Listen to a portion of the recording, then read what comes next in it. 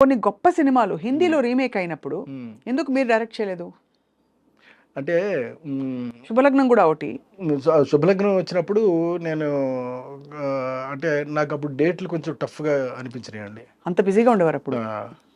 చాలా బిజీగా ఉండేవాడిని అండి. అప్పుడు అనిల్ కపూర్ గారు అడిగారు నన్ను, శ్రీదేవి హీరోయిన్ అండి. జుదయ్యా సార్? జుదయ్ జుదయ్ కోసం ఆయన అడిగారు. అది శుభలగ్నమే చేశారండి వాళ్ళు. అడిగినప్పుడు నేను చేయలేదు. తర్వాత నో ఎంట్రీ వచ్చింది. ఆ తర్వాత మళ్ళీ ఇంకొక సినిమా ఏదో అజయ్ దేవగన్ చేశాడండి ఇంకోటి, హౌస్ఫుల్ అలాగని. మొత్తం సినిమాలన్నీ కూడా రీమేక్ అక్కడ కూడా సెన్సేషనల్ హిట్స్ అయినాయి అండి.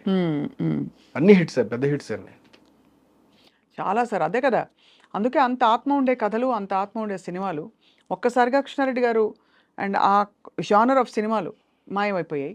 ఇప్పుడు మళ్ళీ మీరు రావడం చాలా మాది ఆనందం. బికాస్ మంచి కామెడీ ఉంటుంది, టైమింగ్ ఉంటుంది, ఒక ఆత్మ కథ ఉంటుంది అందులో అని వెయిటింగ్ సార్. ఈ ద నాలెడ్జ్ కోసం. చైనీస్ విలనా సార్? అక్కడికి వెళ్ళి పట్టుకొచ్చారా? ఇక్కడే ఉంటారు ఆయన? లేదండి, చైనా అక్కడికి, అక్కడి నుంచి చైనా నుంచి మంగోలియాలో ఉంటాడు ఆయన. ఎలా పట్టారు ఆయన్ని? ఇప్పుడు యాక్చువల్గా పట్టే పని మీద ఉన్నానండి. పడేస్తాను. చూసి మీకు కరెక్ట్ ఇదైతే కరెక్ట్, ఆడైతే కరెక్ట్ అని నేను ఎంచుకున్నానండి. ఆడ ఎక్కడ ఏంటో తెలుసుకున్నానండి. తెలుసుకున్న తర్వాత ఇప్పుడు వాళ్ళకి పంపించాము, వాళ్ళ దగ్గర నుంచి రావాలి ఇంకాను. అలాగే ఇటు ఇంగ్లీష్ హీరోయిన్ అండి, త్రిబుల్ చేస్తున్న అమ్మాయి ఉంది కదా, ఆ అమ్మాయిని ఒకళ్ళని వేస్తానండి. మన తెలుగు వాళ్ళు ఎవరెవరు ఉన్నారు సార్ ఈ సినిమాలో? మలయాళ హీరో, ఇంగ్లీష్ హీరోయిన్, అదే మంగోలియన్ విలన్ కాబట్టి తెలుగు వాళ్ళు ఎవరు ఉన్నారు? తెలుగు వాళ్ళు అని అంటే ఇప్పుడు అనుపమ్ ఖేర్ ఒక అతను ఉన్నాడండి, హిందీ అతను. ఇంక మిగతా చిన్న కాస్టింగ్ ఏదైనా ఉంటే తెలుగు వాళ్ళు ఉంటారండి. మీ పాత మీ హిట్ కాంబినేషన్స్ లో వచ్చిన స్టార్స్ ఎవరైనా ఉంటారు? ఒక్కళ్ళు కూడా ఉండరు. అంటే ఉదాహరణకి జగపతి బాబు గారు కానీ, లేదు మన రాజేంద్ర ప్రసాద్ గారు కానీ, అలీ గారు కానీ, బాబు మోహన్ గారు కానీ ఎవరు లేరు.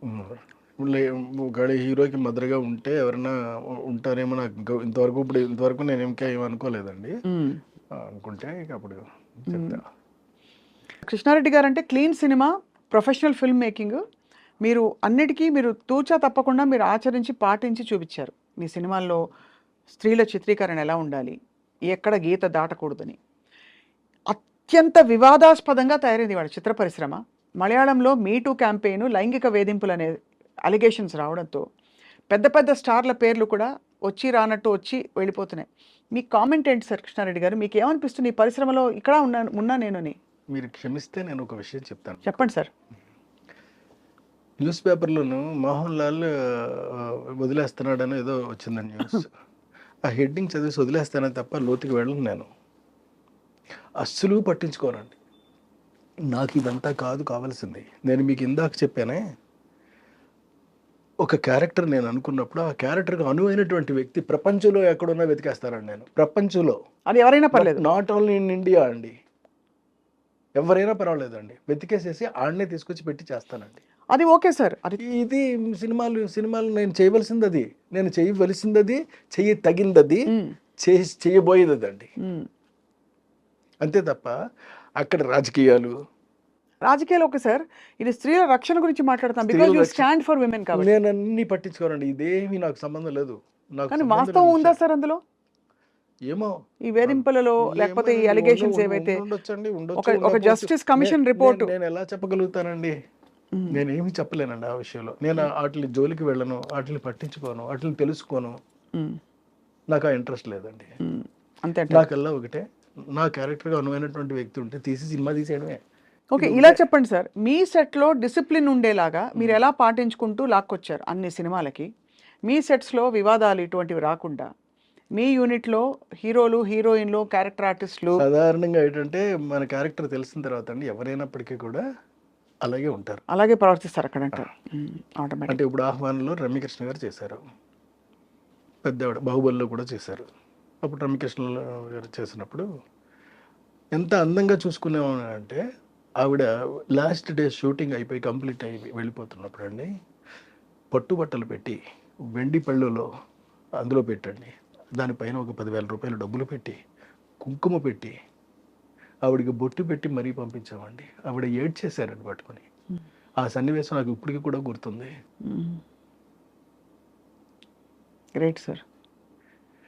అంతటి మర్యాద ఇచ్చేటటువంటి మనం మిగతా నేర్చుకోవాల్సిన అవసరం అయితే నాకైతే లేదండి. Correct sir. అదే అదే చాలా ఆశ్చర్యం. ఇప్పుడు అంటే ఈ వివాదాల వల్ల ఒక చుక్క విషయం అంటారు కదా ఇప్పుడు సార్. సౌందర్య లాంటిది ఆర్టిస్ట్ ఉందండి. ఎంత గొప్ప నటి సార్ అన్యాయం. ఎంత మంచి యాక్ట్రెస్ అండి ఆవిడ.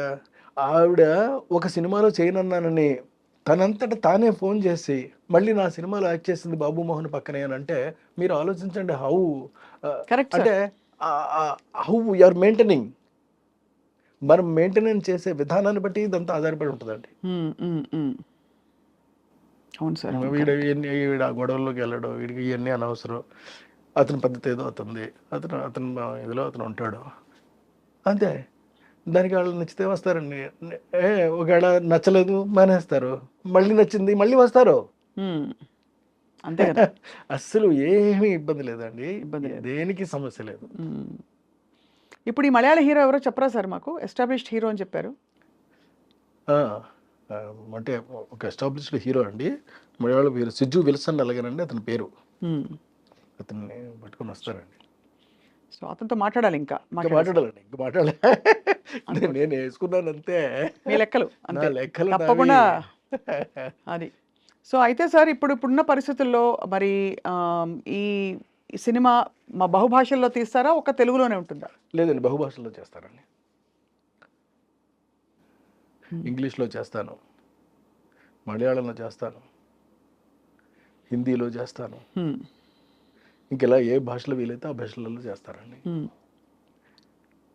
ఏమో రేపు పొద్దున జనానికి నచ్చింది అనుకోండి, దానికి బ్రహ్మరథం పడితే వాళ్ళే తర్జుమా చేయించుకుంటారు ఎక్కడెక్కడికో, కన్నడ, మలయాళం, హిందీ.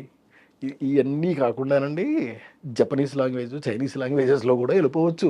అవును, అక్కడ మొంగలియన్ విలన్ ఉండగా ఏముంది, ఆత్మ ఒక్కళ్ళు చాలు కదా సార్ సినిమా నడిపించడానికి. కృష్ణారెడ్డి గారు, మీరు వర్క్ చేసిన చాలా అత్యంత ఇష్టమైన హీరోయిన్ సౌందర్య గారు వెళ్ళిపోయిన టైంలో అకస్మాత్తుగా జరిగిన ఆ సందర్భానికి మీరు ఎలా తట్టుకున్నారు? నేను అసలు కొంతకాలం ఆవిడ యాక్ట్ చేసిన సినిమాలు ఏవి కూడా చూడలేకపోయానండి. నా వల్ల కాలేదు, నేను స్విచ్ ఆఫ్ చేసేసానండి.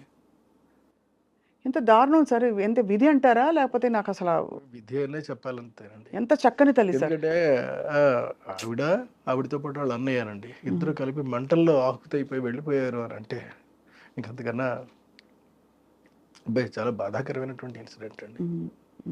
మహానటి, చాలా మంచి యాక్ట్రెస్ కదా సార్. మసి అయిపోతుంటే జనం చూసి తట్టుకోలేమండి అసలు. ఆర్తనాదాలు మామూలుగా కాదండి అవి, అన్ఇమాజినబుల్.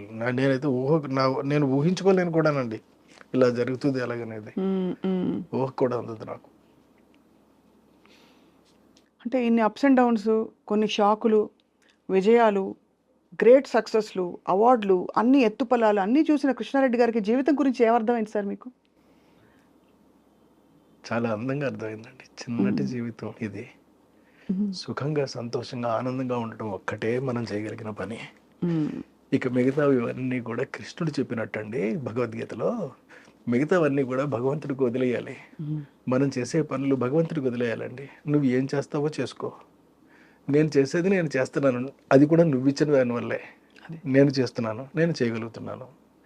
చేత నా చేత చేయిస్తున్నావు కాబట్టి దాని రిజల్ట్ కూడా నీకు సంబంధించింది, నాకే ఏ విధంగానూ సంబంధం లేదు. ఇది నేను తెలుసుకున్నటువంటిదండి. అంచేత ఎందుకు ఈ కాస్త కోసం దర్పాన్ని ప్రదర్శించి, అహాన్ని చూపెట్టి, ఎదుటి వాళ్ళని అగౌరవంగా మాట్లాడి ఇది చేయొద్దు. ధర్మంగా, గౌరవంగా, ఎదుటి వ్యక్తిని మర్యాద ఇస్తూ నువ్వు ఎలా ప్రవర్తించగలవో అలా ప్రవర్తించు, సరిపోద్దంతే. ఇది ఒకటి నేను నేర్చుకున్నదండి. Excellent sir.